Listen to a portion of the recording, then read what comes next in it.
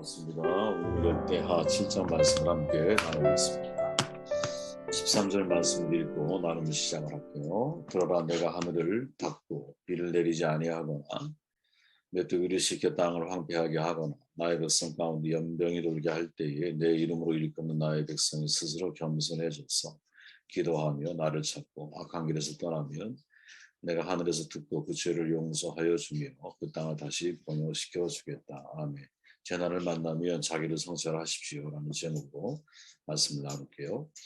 역대하 7장은 이제 솔로몬의 성전 봉헌식이 끝난 이후에 다시 하나님께서 솔로몬에게 나타나셔서 하신 말씀을 소개해주고 있죠. 하나님은 솔로몬에게 말씀하고 있습니다. 근데 그 출발이 하늘을 닫고 비를 내리지 않고 메뚜기시켜 땅을 황폐하고 또 백성에게 연병이 돌게 하는 일종의 어떻게 보면 매우 무서운 메시지를 담고 있는데 이 말씀을 우리에게 전하는 교훈이 뭘까 초점을 맞춰서 나눔을 갖기를 원합니다. 13절 말씀을 다시 읽어보면 들어라, 내가 하늘을 닫고 비를 내리지 아니하거나 메뚜기를 시켜 땅을 황폐하게 하거나 나의 백성 가운데 연병이 돌게 할 때에 재난을 만나는 하나님을 생각하라라는 거죠. 그죠? 특별히 이때 어떤 하나님을 생각해야 되느냐, 하나님 공평하게 세상을 다스리시는 것을 생각하라는 거예요. 나에게만 이런 일이 주어진 것이 아니라 마치 그런 거잖아요. 똑같은 비인데 홍수난 곳에서는 비가 안 오기를 바라고 가뭄 있는 곳에서는 비가 오기를 바라죠. 도대체 하나님은 누구의 편을 들어줘야 할까요? 누구의 편을 들어주는 게 아니라는 거죠. 이런 것을 보통 일반 계시다라고 보통 이야기를 하는데 바로 우리가 이런 하나님을 생각할 수 있겠느냐라는 말이죠. 하늘에서 비가 내리지 않는 것, 메뚜기가 땅을 황폐하게 만드는 것, 전염병으로 사람들이 죽어가는 것, 한마디로 자연재해죠. 재난입니다.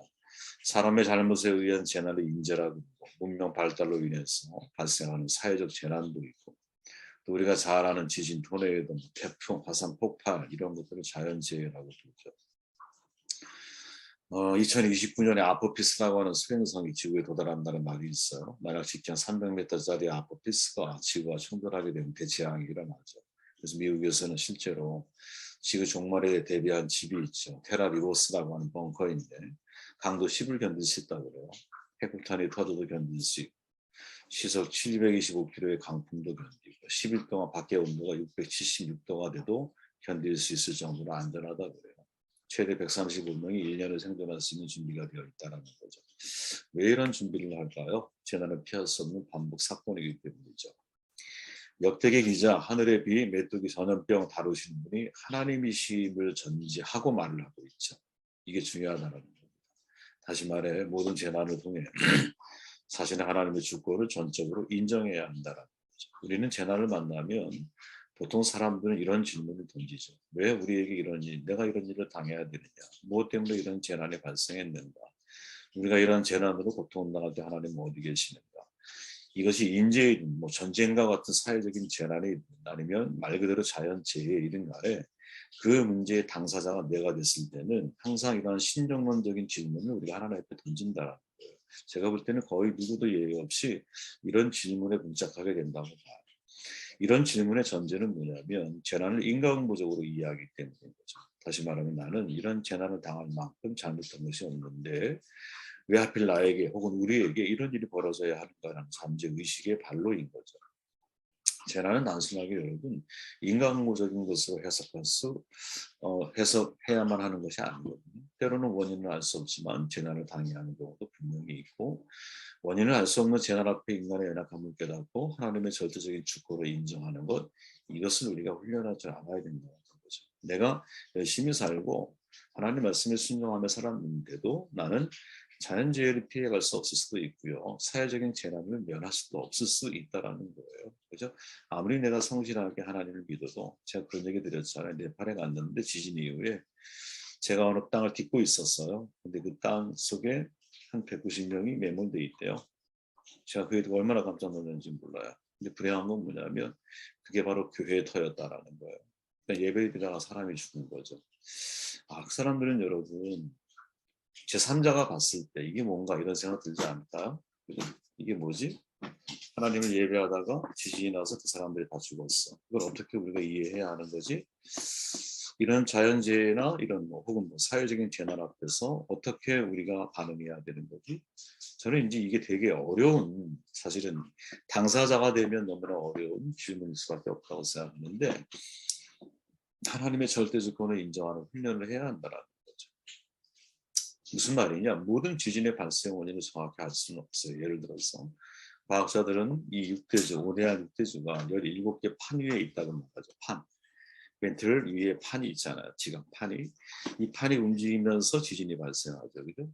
그로 인해 해일까지 만들어지기도 해요. 쓰나미가 만들어져요. 지진의 피해를 생각하면 지진이 불필요한 재난처럼 생각이 되잖아요. 그런데 과학자들이 하는 말은 지구의 판이 움직이지 않으면 지구가 숨을 쉴 수 없다고 말을 해요. 다시 말해 판 때문에 지구의 대기 운동이 가능해지는 거죠. 화산활동은 지구 깊은 곳에 있는 이산화탄소를 대기 중으로 뿜어올려서 지구의 복사열이 우주로 다 나가는 것을 가로막는 역할을 하죠. 지금 현재 너무 많아서 온실효과 때문에 오히려 기온이 상승하고 있다고 말하는데, 그 속에는 인간이 만들어낸 과학의 이게 뭐랄까요, 되돌아오는 피해인 거죠. 인재인 거죠. 어떻게 보면. 그죠? 그리고 그 덕분에 데워진 바다에서 기화가 진행되어지면서 구름이 되고 비가 내리죠. 이게 사실은 되게 중요한 사실 지진이라고 하는 것이, 지진이 발생하면 타이티 같은 경우 수많은 사람들이 생명을 잃지만, 그러나 이 지진이 발생하지 않으면, 지진이 나오지 않으면 사실은 지구는 대기 활동을 하기가 어렵다라는 거죠. 참, 그죠? 태풍의 피해 얼마나 막대합니까? 그러나 태풍은 하나님께서 설계하신 자연의 창조에서 풀어버립니다. 태풍이 없으면 산소 이동과 물의 이동을 못하게 되고 생명체들이 살아가는 게 어려움을 느끼죠. 특히 우리나라처럼 지구 북반구 중위 지역에 속한 지역은 태풍이 운반해지는 물 덕분에 이 주식인 쌀을 생산하고 물 부족 현상도 막을 수 있다고 이야기를 하거든요. 그 태풍이 한번 확 불면서 밑에 가라앉았던 이제 뭐랄까요, 무슨 물들이 다 한번 뒤집어지는, 그래서 바닷물 깊은 곳까지 산소가 원활하게 공급되어지는 일을 이 태풍이 해주고 있죠.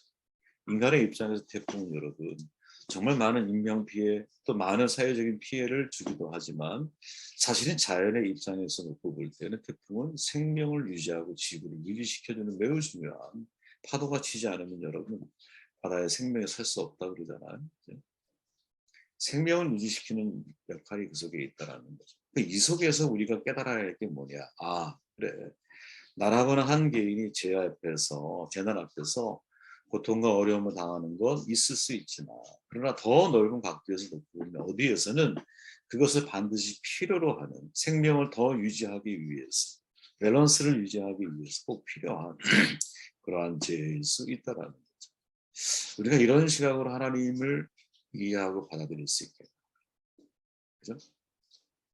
항상 그걸 기억해야 한다고 봐. 나에게 비가 필요하지만 어느 곳에서 홍수난 지역에서는 비가 너무나 힘든 거예요. 그렇다고 비가 안 와야 됩니까? 아니죠. 가뭄이 있는 지역에서는 비를 얼마나 필요로 합니까? 그럼 어떻게 기도해야 할까요? 비를 오게 해달라고 기도해야 돼요? 아니면 비가 오지 말라고 기도해야 되는 건가요?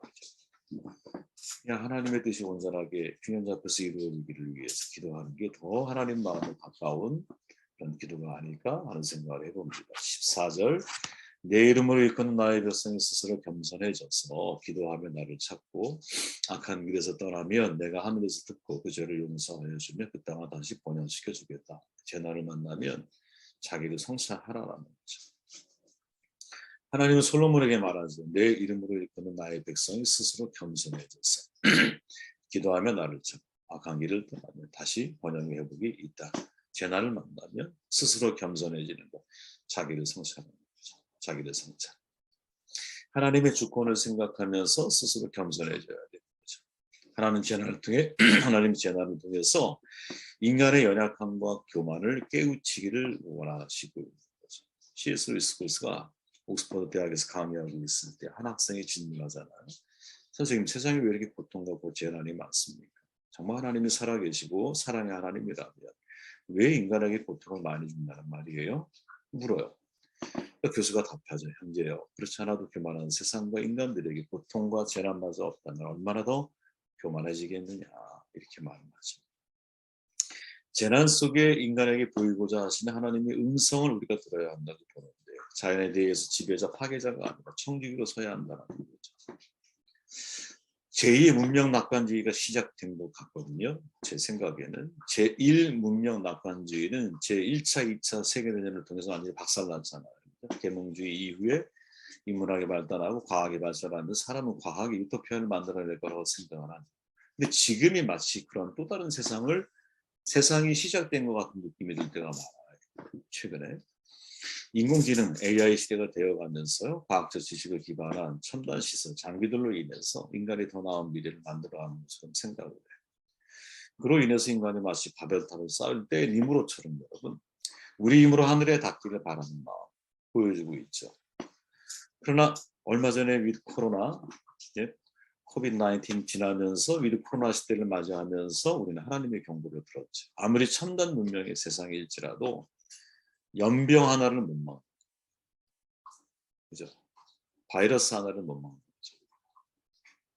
이건 얼마든지 변종을 일으킬 수 있어요. 변이를 일으킬 수가 있어요. 그래서 변종이 되기 쉬워.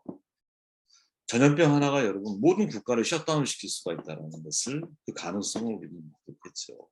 그죠? 근데 사실은 여러분 중세에도 그런 때가 있었잖아요. 흑사병이라는 게 얼마나 무서웠어요. 흑사병. 그죠? 얼마나 많은 사람들을 스페인 독감 얼마나 많은 사람을 죽음에 이르게 만들었어요. 그죠? 그걸 못 잡는 거지. 인간이 아무리 과학적으로 발전한다 할지라도 여러분 연병 하나를 못 잡는 거니까 이 잡기가 어려운 거라니까. 사람들이 보여야 말이지. 누가 그걸 복균자인지 알아야 말이지. 바벨탑이 무너지고 언어 하나를 불통시켜 놨더니 인간은 흩어지는 존재가 되잖아. 스마트 퓨처 시대예요. 개인이 우주선을 쏘아 올리는 시대에 눈에 보이지 않는 바이러스 하나를 통제하지 못하고 있다는 것. 이것이 인간이 하나님 앞에 교만해질 수 없는 이유이죠. 그렇기에 마치 바다를 정복하겠다고 나간 사람이 바다 앞에서 자기의 초람을 발견한 이후에 바다는 정복의 대상이 아니야.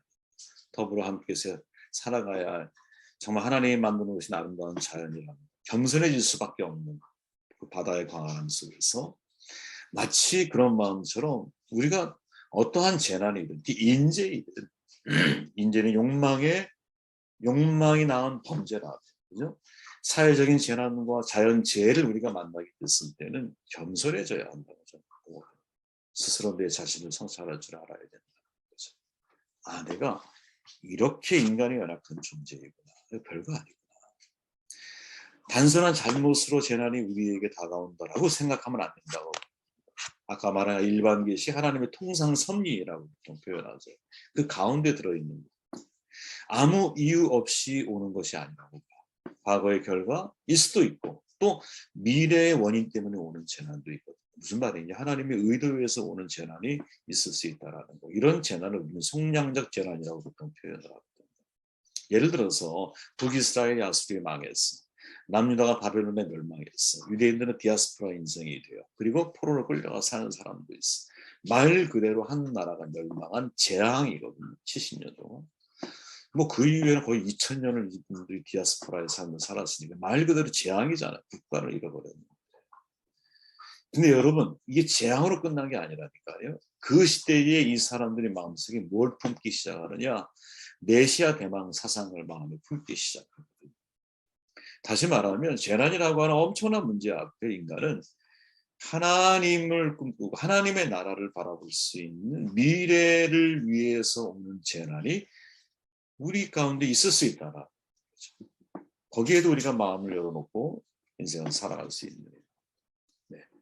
그래서 모든 어려움 속에서 내가 천국을 소망하는 사람이 되어지는 거. 이건 하나님이 우리에게 참 뭐랄까요? 재앙이 우리에게 줄 수 있는 정말 중요한 유익이 될 수 있다는 거죠. 15절 말씀을 읽고 말씀 정독할게요. 이제 이곳에 드리는 기도를 내가 눈을 뜨고 살필 것이며 귀담아 듣겠다. 세 번역입니다. 내가 이제 내 이름이 이 성전에 길이길이 머물게 하려고 이 성전을 선택하여 거룩하게 하였으니 내 눈길과 마음이 항상 이곳에 있을 것이다. 솔로몬에게 말씀하죠. 내가 여기에 내가 눈을 뜨고 살필 거야. 귀담아 들을게. 내 눈길과 마음이 항상 여기에 있을 거야. 이렇게 말하죠. 여러분 이때의 성전은 우리가 잘 알지만 솔로몬의 성전, 외형적인 건물로서의 성전이 아니죠. 왜? 이건 무너지잖아. 그죠? 이것은 우리식으로 표현해 보면 내 마음의 지성소로서의 성전인 거죠. 하나님 한 분만을 위해 구별된 내 마음의 은밀한 장소. 그죠? 하나님 한 분 만나기 위해서 드려지는 나의 시간. 하나님의 때에 하나님의 시간의 하나님이니까. 장소의 하나님, 곳의 하나님이 아니라 때와 시간의 하나님이시니까. 내가 하나님을 위해서 구별된 바로 그 시간 속에서 하나님은 나를 살피시고 내 말을 귀담아 들으시는 거죠. 마치 무화과 나무에서 정해진 시간 하나님을 묵상했던 바돌목에 하나님 보고 계셨잖아요. 비록 습관적인 기도의 시간이지만 유대교 전통에 따라 천정에 올라가서 지붕에 올라가서 기도하는 베드로에게 하나님의 환상을 보게 하시잖아요. 그러면 하나님께서 귀담아 들으시는 내용이 무엇일까? 무엇을 위해 우리는 기도를 해야 할까? 악한 길 떠나면 이거죠. 우리가 떠나야 할 악한 길이 어떤 길인가? 그죠? 그리고 19절 이하에 보면 이렇게 말하는 거예요. 그러나 너희가 많이 도와서서 내가 너희 앞에 둔 내 율례와 명령을 버리고 가서 다른 신들을 섬겨 그들을 경배하되 내가 너희에게 준 땅에서 그 뿌리를 뽑아내고 내 이름을 위하여 거룩하게 한 이 성전을 내 앞에서 버려 모든 민족 중에 속당거리와 이야기거리가 되게 하리니 이 성전이 비록 높을지라도 그리로 지나가는 자마다 놀라 이르되 여호와께서 무슨 까닭으로 이 땅과 이 성전에 이같이 하셨는가 하면 솔로몬에게 말씀하신 악한 길이라고 하는 것은 내 율례와 명령을 버린 것, 다른 신들을 섬기고 있는 것. 만일 누구라도 하나님의 말씀을 버리고 다른 우상을 섬기게 될 때, 그때는 하나님이 그 성전을 버리심처럼 우리가 하나님 앞에 아니죠. 거꾸로 말해야 되는 거지. 이건 우리의 입장에서 항상 변호하기 때문에 이야기하는 거고 사실은 우리가 하나님의 말씀을 버린 거잖아. 하나님이 나를 버린 게 아니라. 참 이건 되게 중요한 말씀인 것 같아요. 왜? 외형적으로 아름다운 성전은 다 건축해놔서 화려해. 금으로 다 치장되는 곳이야. 그리고 성전 봉헌식을 딱 마치고 났는데 하나님이 말씀하신 첫 마디가 뭐냐면 재난으로 시작을 하세요. 재난으로. 그리고는 야 너희가 만약에 다른 신을 섬겨 율법과 명령을 버리고 다른 신들을 섬겨 경배하면 그러면 너희가 버림을 받는 거야. 이렇게 말씀하고 있다. 그렇기에 재난이라고 하는 상황을 통해서 하나님이 우리에게 던지시는 도전이 뭐냐. 내가 진짜 성전을 성전되게 만들고 있는가를 돌아봐야 되는 것이고 내 자신이 하나님의 율법과 법도를 명령을 내가 지키지 않고 거부한 것이 있는지 내 자신을 돌아봐야 돼요. 만약에 그렇다면 그 자리에서 내가 하나님 앞에 다시 한번 시선을 고정하고 성전, 내 마음의 지성소에서 하나님을 예배하는 일을 다시 시작할 때 우리의 삶의 회복이 그 속에서 나타나는 것이 아닌가 생각을 해보게 됩니다. 말씀을 두고 기도하시고 제가